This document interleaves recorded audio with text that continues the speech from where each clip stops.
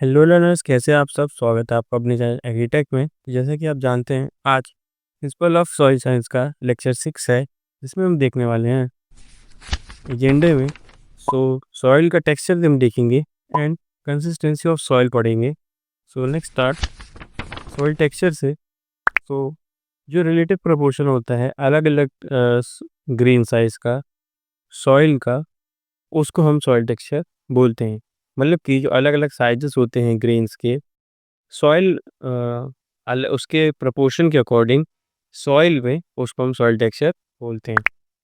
जो सॉइल होती है वो 10 से 20% क्ले, सिल्ट और सैंड अपने अंदर कंटेन करती है इक्वल अमाउंट्स में।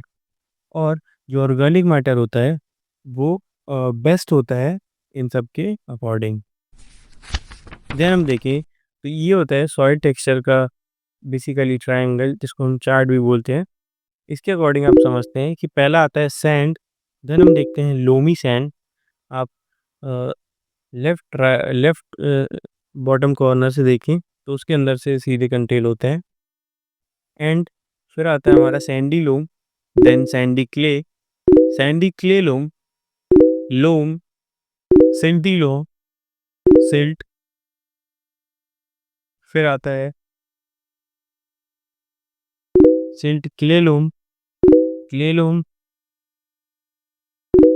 सिल्टी क्ले और क्ले। तो ये 12 क्लासिफिकेशंस होती हैं।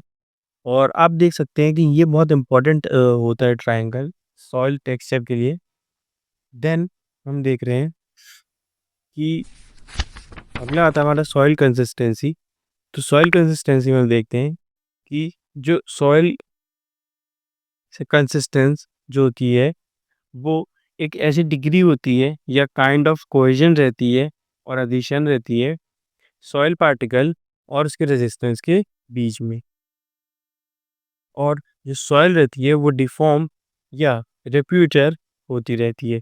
जो सॉइल कंसिस्टेंसी रहती है वो हम देखते हैं कि जो हमारी सॉइल कितनी कंसिस्टेंस है अलग अलग फैक्टर्स पे, जैसे कि हमारी वाटर होल्डिंग कैपेसिटी कितनी है, उनमें एडिशन और कोहेजन कितना है, कितने परसेंट में है, उसको हम सॉइल कंसिस्टेंसी कहते हैं।